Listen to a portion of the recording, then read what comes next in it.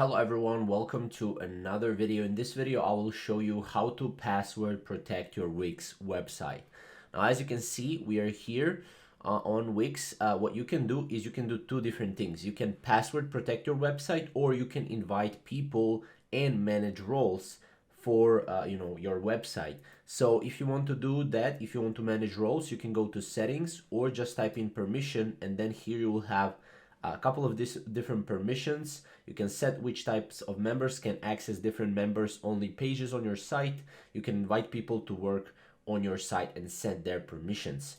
But if you want to do, if you want to set a password to protect your Wix website, this is how you can do it. You need to go to pages and menu on your, on your customizations here, and then you need to click on the page that you want to password protect. When you click on it, just go here and go to the settings.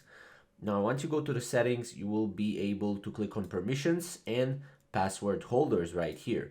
Now, as you can see, you can set a password here, and basically you can save it later on, and yeah, your page will be protected with password just like that. So this is basically how you can do it. And now if you have any questions regarding this process, or maybe comment down below and I'll get back to you. Other than that, thank you guys for watching, and we will see you in the next video.